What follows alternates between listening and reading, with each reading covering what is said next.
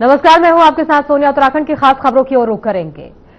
गैरसैंण में सीएम धामी ने पेश किया बजट। वित्त वर्ष 2026-27 का बजट जारी किया। ये बड़ी जानकारी आप तक पहुंचा रहे हैं। 1,11,703.12 करोड़ रुपए का बजट पेश किया। शिक्षा विभाग को लेकर भी बजट पेश किया गया है। ये बड़ी जानकारी आप तक पहुंचा रहे हैं गैरसैंण से, जहां सीएम धामी ने बजट पेश किया है। वित्त वर्ष 2026-27 का बजट जारी किया है। 1,11,703.12 करोड़ का बजट शिक्षा विभाग को मिले 542.84 करोड़।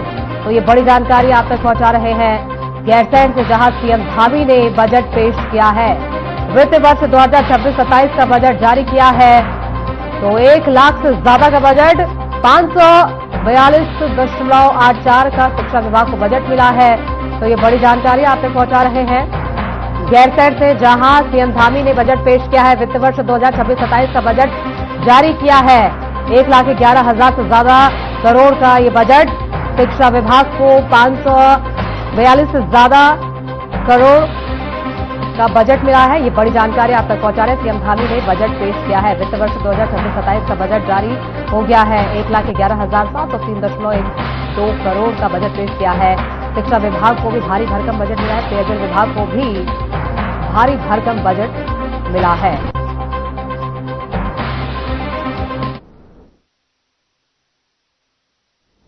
केंद्रीय गृह मंत्री अमित शाह के हालिया उत्तराखंड दौरे के बाद बीजेपी के नेताओं और कार्यकर्ताओं में उत्साह का माहौल है। इस दौरान बीजेपी के दर्जा राज्य मंत्री शंकर कोरंगा ने इस दौरे को ऐतिहासिक बताते हुए कहा कि हरिद्वार में आयोजित जनसभा में जनता का भारी समर्थन देखने को मिला, जो प्रदेश की जनता की बीजेपी और मुख्यमंत्री पुष्कर सिंह धामी की नीतियों में विश्वास को दर्शाता है। कोरंगा ने कहा कि केंद्रीय गृह मंत्री अमित शाह ने साफ कहा कि 2027 में एक बार फिर बीजेपी की सरकार बनेगी।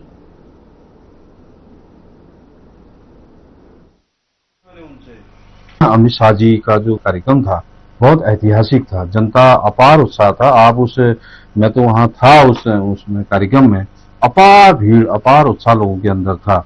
माननीय गृह मंत्री जी ने प्रत्येक संवाद किया और उन्होंने अपने संबोधन में भी कहा कि उत्तराखंड प्रगति की ओर है और आने वाले समय में भी उत्तराखंड में तीसरी बार भारतीय जनता पार्टी की सरकार बनने जा रही है। तो विपक्ष एकदम मुद्दाविहीन बातें करता है। उनके नेताओं के बारे में अभी आपने सुना, मैं दिल्ली की यात्रा में जा रहा हूँ। एक हमारे बड़े नेता है कांग्रेस के, उनका आपने तो सुना ही होगा कि मैं दिल्ली जाना चाह रहा हूँ, उत्तराखंड में हम लोगों के लिए अब कुछ नहीं बचा है। ये तो मतलब है उत्तराखंड में हम लोगों ने काम नहीं कर पाए। सही से उनका सीधा अगर आप ऐसा अर्थ निकालोगे।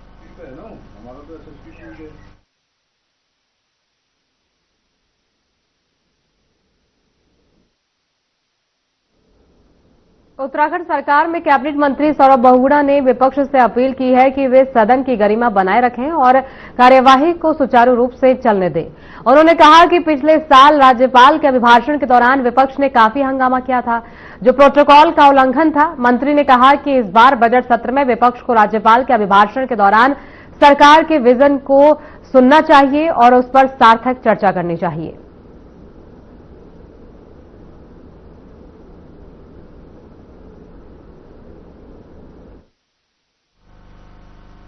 देखिए, सबसे पहले तो मैं माननीय हमारे गवर्नर साहब का बहुत बहुत स्वागत करता हूं, अभिनंदन करता हूं गैरसैंण में।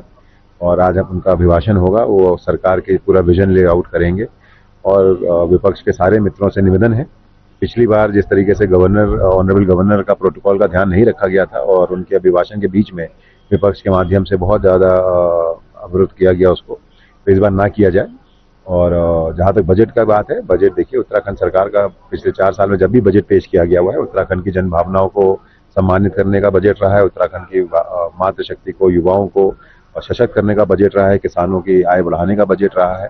और मुझे उम्मीद है कि इस बार का जो बजट होगा वो भी जन भावनाओं को ध्यान रखते हुए उत्तराखंड को आगे विकास के रास्ते पर अग्रसर करने वाला बजट होना चाहिए।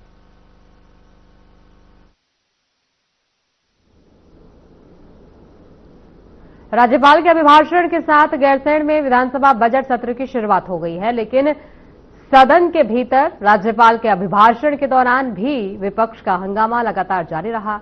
इसी शोर शराबे और हंगामे के बीच राज्यपाल ने अभिभाषण पढ़ने का काम किया, जिसमें धामी सरकार के रोड मैप और मौजूदा योजनाओं का जिक्र किया गया है। वहीं अभिभाषण के बाद सत्ता पक्ष ने विपक्ष पर जानबूझकर सत्र में गतिरोध पैदा करने का आरोप लगाया है। दूसरी तरफ नेता प्रतिपक्ष यशपाल आर्य का कहना है कि उनका मकसद जनता के मुद्दों पर सदन की अवधि को बढ़ाना है, लेकिन सरकार केवल ध्यान भटकाने के लिए इस तरह का माहौल बना रही है। गवर्नर साहब ने बहुत ही प्रेरणादायक दिया और इस पूरे उनके भाषण में सभी की भावना जो है समाहित थी।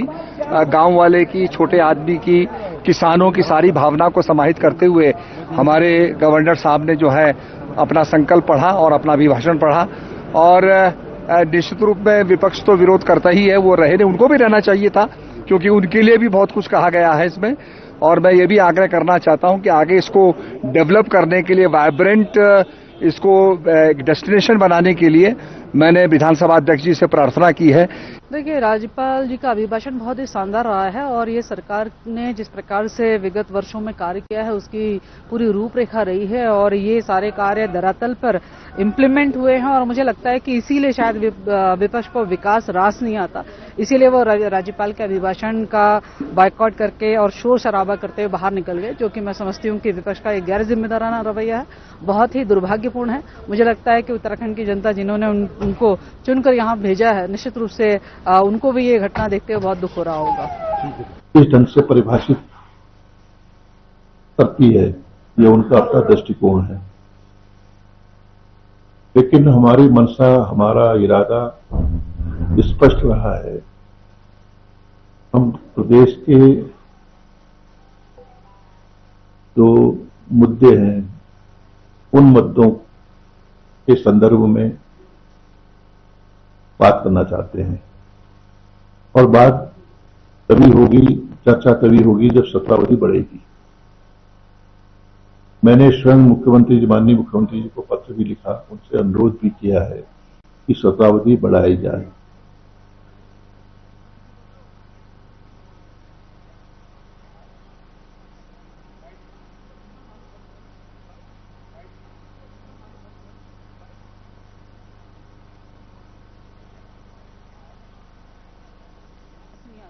इसीलिए वो राज्यपाल के अभिभाषण का बायकॉट करके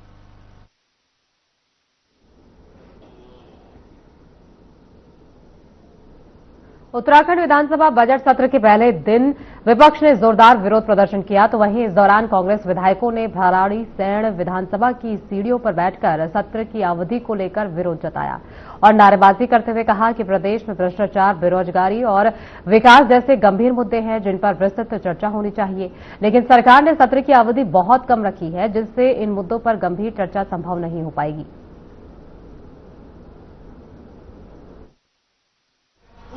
9 सत्र 32 दिन यहाँ पे मैं दिखा रहा हूँ और सिर्फ 32 दिन, जबकि विधानसभा नियमावली कहती है कि 1 वर्ष में 60 दिन चलना चाहिए। हम तो कह रहे हैं आपसे अगर सत्र नहीं चल रहा है तो आप ट्रंप से अनुमति ले लीजिए, जैसे तेल के लिए लिए थे। ट्रंप से अनुमति लेकर 30 दिन सत्र चलाइए कम से कम, जो है कि अपना बजट का सत्र।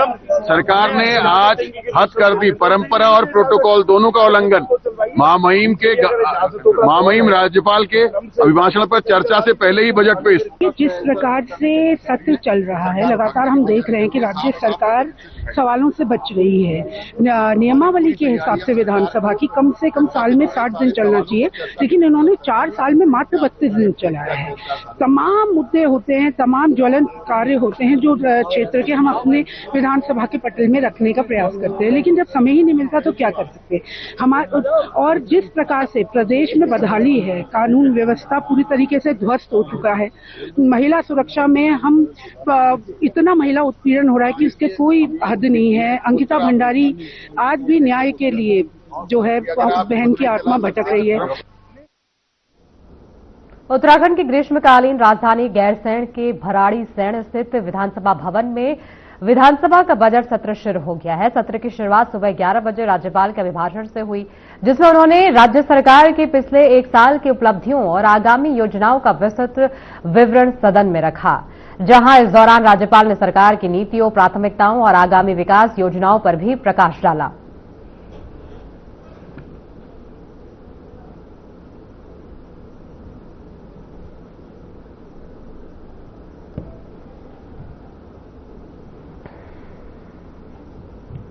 ग्राफिक एरा में उत्तराखंड के गरीब और प्रगतिशाली युवाओं के लिए एक नई पहल शुरू की है। इसमें engineering, diploma, MBA, hotel management और सिविल सेवा की तैयारी निःशुल्क कराई जाएगी। छात्रों को आधुनिक लैब और नई तकनीकों के साथ उच्च स्तरीय शिक्षा और प्रशिक्षण दिया जाएगा। इस पहल से आर्थिक रूप से कमजोर लेकिन प्रतिभाशाली युवाओं को आगे बढ़ने का अवसर मिलेगा।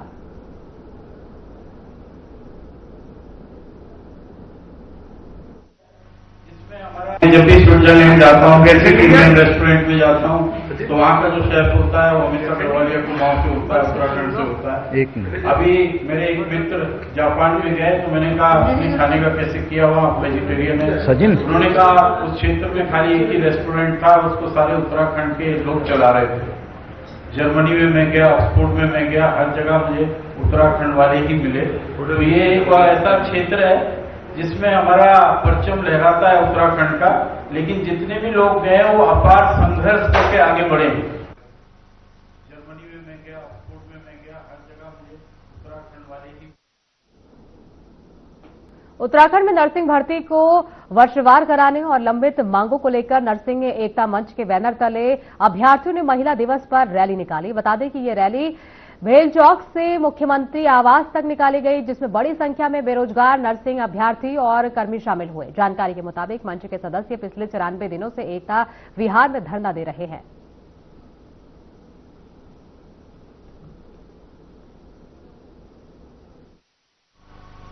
पहले तो प्रदेशवासियों को आज अंतर्राष्ट्रीय महिला दिवस की हार्दिक शुभकामनाएं। और लगातार जो 94 दिन से नर्सिंग एकता मंच उत्तराखंड बैनर तले अनिश्चितकाल धरना प्रदर्शन एकता बिहार में चल रहा है, उसी के संदर्भ में जो आज हमारी महिलाओं की क्या समाज में हमारी भागीदारी रही है, क्या उनका रोल रहा है, उसी के तहत यहाँ पे हमारे कुछ लोग गेटअप में पहुंचे हैं। चाहे भारत माता की बात करें, चाहे वो फिर तिलू रोतला की बात करें, चाहे गौरा देवी की बात करें, चाहे रानी लक्ष्मीबाई की बात करें, चाहे वो आर्मी की बात करें, तो हर एक वेशभूषा में हमारी जो आज महिलाएं हैं वो यहाँ पर पहुंची हैं। और हमारे उसमें संस्कृत में भी कहा गया है, यत्र नार्यस्य तो पूजनते तत्र रमनते तत्र देवता। जहाँ नारी का सम्मान किया जाता है, जहाँ नारी की पूजा की जाती है, वहाँ भगवान निवास करते हैं और सारे कार्य सफल होते हैं। तो कहीं ना कहीं आज हमें संदेश देने आए हैं कि लगातार आप देख रहे होंगे कि 94 दिन से जो हमारी महिलाएं सड़कों पर हैं, अपनी मांगों को लेकर इनकी मांगों को सुना जाए। और हमारी सरकार से ये भी निवेदन रहेगा कि जो आने वाला जो बजट सत्र कल से यहाँ पे गैरसैंण में लागू होने वाला है, कहीं ना कहीं इस आवाज को वहाँ भी जरूर बुलंद किया जाए। और उसी के तहत आज सीएम आवास पे हमने रैली का आह्वान किया था और नर्सिंग एकता मंच उत्तराखंड द्वारा तमाम जिलों से लोग यहाँ पे पहुंचे। देखिए, जैसे एक वुमेन होती है, कुछ ही दिनों में नवरात्रि भी आने वाली, जिसमें कि हम डिफरेंट टाइप ऑफ जो हमारी माताएं हैं वो अलग अलग रोल प्रदान करती है। तो वैसे एक वुमेन एक हाउसवाइफ भी होती है जो कि अच्छे से अपने घर भी संभालती है, बच्चे संभालती है। और जैसे एक वुमेन होती है जो टीचर भी हो सकती है, वो इंजीनियर भी हो सकती है, डॉक्टर भी हो सकती है, नर्सेज भी होते थे। तो हम ये बताना चाहते हैं कि जब हम नर्सिंग में होते हैं तो हम हॉस्पिटल में भी वही रोल करते हैं, हम अपने पेशेंट के साथ उतने ही सॉफ्टली डील करते हैं। तो जब हमारी हकों की बात होती है, इसलिए अगर तब टाइम से हमें हक नहीं मिलता है तो फिर धरना प्रदर्शन करना जरूरी होता है। इसलिए हक के लिए हम यहाँ बैठे हैं और हमारा हक है कि वर्षवार हो, हमारे सीनियर्स को टाइमली अपनी जॉब मिले, उसमें कुछ गलत नहीं है। अगर सरकार का सपोर्ट रहेगा तो हमें जल्द से जल्दी हमें हमारी जो मांगे हैं वो पूरी हो जाएगी। Thank you. पहले तो मैं आप सबको तो प्रणाम कर दूं। आज जो हमारी वेशभूषा से और हमारी भाषा से मैं उनको बहुत सम्मान कर दूं। हमारी गौरा देवी की जो मैंने वेशभूषा धरी थी उनको सत सत नमन कर दूं, उनको प्रणाम कर दूं।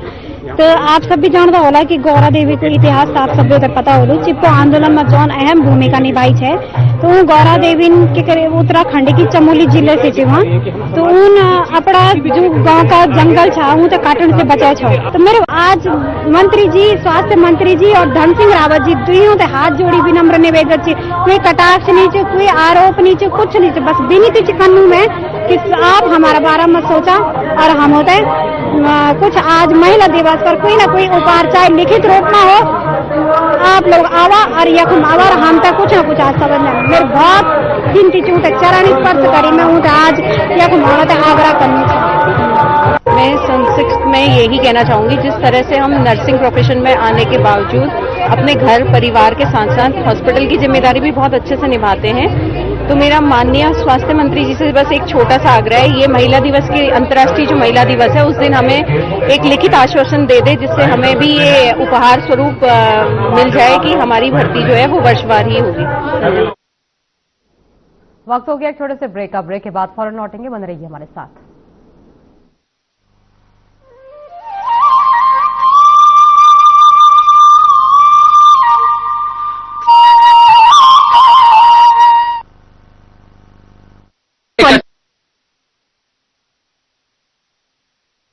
इंश्योरेंस पॉलिसी एआई से पूछते हैं।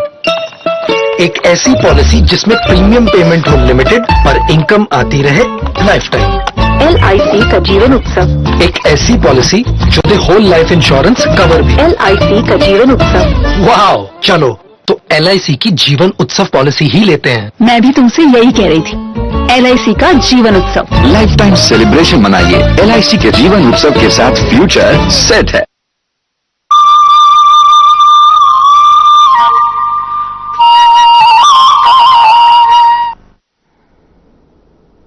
ब्रेक के बाद एक बार फिर स्वागत है। खबरों में आगे बढ़ेंगे। ऋषिकेश के मायाकुंड स्थित निर्मला आश्रम अस्पताल में निःशुल्क स्वास्थ्य जांच शिविर का आयोजन किया गया, जिसमें बड़ी संख्या में मरीजों ने लाभ उठाया। बता दें कि इस दौरान शिविर में ऑर्थोपेडिक विशेषज्ञ डॉक्टर शिवम मालवीय ने अपनी सेवाएं देते हुए 3 दर्जन से अधिक मरीजों की जांच की और उन्हें निःशुल्क परामर्श दिया।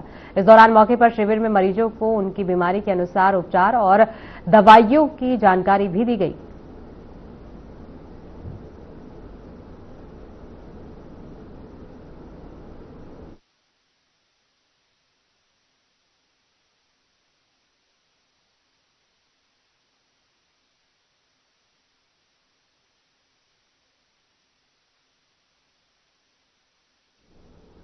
लालगुआ के तराई केंद्र वन प्रभाग की डांडा रेंज में अवैध लकड़ी तस्करी के खिलाफ वन विभाग ने सख्त अभियान चलाया हुआ है।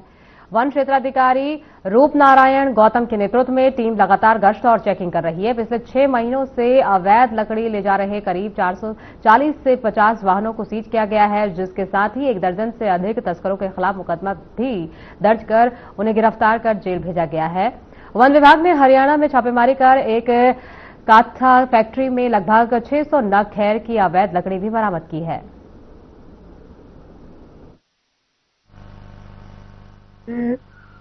तो हमारा रोज का कार्यक्रम है। अगर कहीं अवैध पातन होता है तो हम उस पर प्रभावी नियंत्रण के लिए कार्रवाई करते हैं और हमारे जो स्थानीय समीपी वन क्षेत्राधिकारी उनसे मदद लेते हैं और प्रभागी स्तर पर भी हमें हर समय सहयोग मिलता है। अभी हमारे द्वारा एक प्रभागी वन अधिकारी के निर्देश के अनुपालन में हमारे द्वारा हरियाणा राज्य में जाकर एक खैर की जो फैक्ट्री थी जहाँ से कत्था बनाया जाता, वहाँ पर हम लोग गए। वहाँ से 1 ट्रक लाए और 6 कुंटल अलग से खैर लाए। तो वहाँ भी कार्रवाई चल रही है और हम उसको, ये हमारे लिए एक नया एक्सपीरियंस था कि हम बाहर गए और बाहर से इस तरह की अवैध जो यहाँ से उत्तराखंड से लकड़ी गई थी उसको बरामद करके ले आए। एक बहुत बड़ा चैलेंज था, लेकिन हमने उसको पार किया।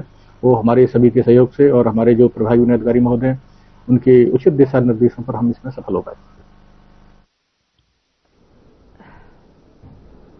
रायवाला के पास मोतीचूर फ्लाईओवर पर 4 वाहनों की टक्कर के बाद भीषण आग लगने से अफरा तफरी मच गई, जहां इस दौरान हादसे में roadways bus, tractor trolley, truck और कार आग की चपेट में आकर जल गए। तो वहीं घटना के बाद मौके पर चीख पुकार मच गई और कई लोगों के घायल होने और जिंदा जलने की आशंका भी जताई गई। तो वहीं रेस्क्यू के दौरान एक महिला समेत 2 लोगों के शव बरामद हुए हैं। बता दें कि हादसे की सूचना मिलते ही पुलिस प्रशासन और फायर ब्रिगेड की टीमें मौके पर पहुंची और आग पर काबू पाया।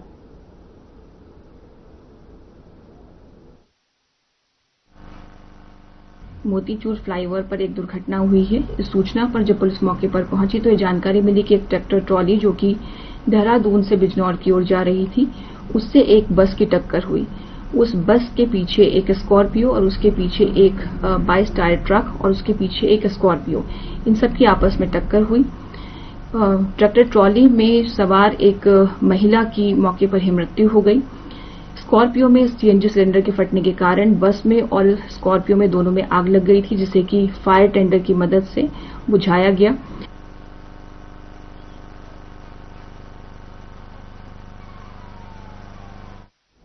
दिनेशपुर के जयनगर स्थित कृष्णा होम फेज 2 में उस समय अफरा तफरी मच गई जब एक घर में रखा करीब 5 किलो का छोटा गैस सिलेंडर तेज धमाके के साथ फट गया।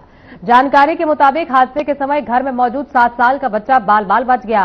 हालांकि आग की लिपटों से उसके बाल झुलस गए। बताया जा रहा है कि खाना बनाते समय अचानक सिलेंडर में धमाका हो गया। तो वहीं धमाके की आवाज सुनकर आसपास के लोग मौके पर पहुंचे और मिलकर आग पर काबू पाया। हालांकि इस दौरान गनीमत ये रही कि समय रहते आग बुझाने से बड़ा हादसा टल गया, जिसके बाद बच्चे को प्राथमिक उपचार के लिए अस्पताल भेजा गया।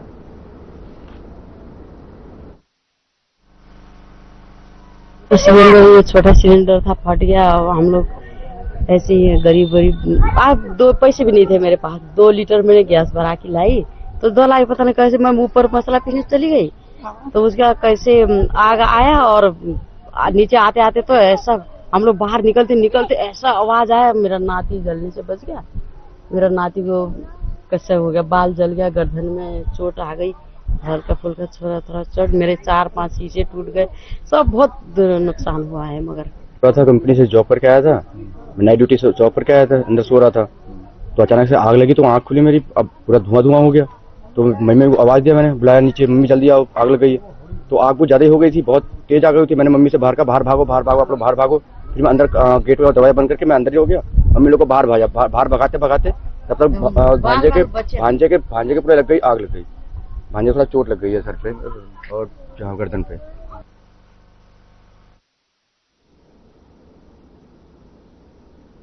देहरादून में वनाग्नि सीजन शुरू होने के साथ ही वन विभाग पूरी तरह सतर्क हो गया है। मुख्य वन संरक्षक सुशांत कुमार पटनायक ने बताया कि अब तक जंगलों में आग की केवल कुल छोटी घटनाएं सामने आई हैं, जिन पर समय रहते काबू पा लिया गया। उन्होंने कहा कि जंगलों में चीड़ की सूखी पत्तियों को एकत्रित करने का अभियान चलाया जा रहा है। पहले यही पत्तियां आग लगने का बड़ा कारण बनती थी, लेकिन अब लोग इन्हें इकट्ठा कर बेच भी रहे हैं, जिससे उनकी आय बढ़ रही है और जंगलों को आग से बचाने में भी मदद मिल रही है।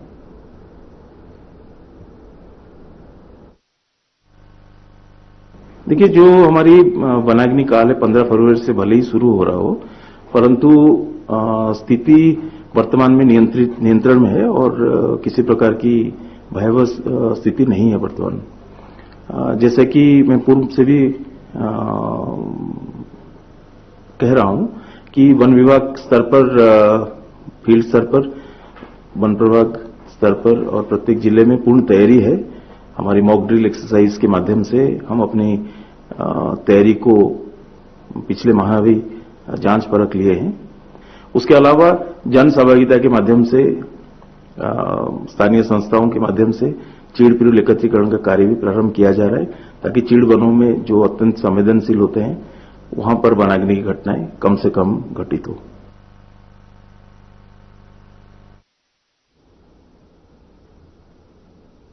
उत्तराखंड की खास खबरों में फिलहाल के लिए इतना ही। आगे की तमाम खबरों के लिए बने रहिए हमारे साथ।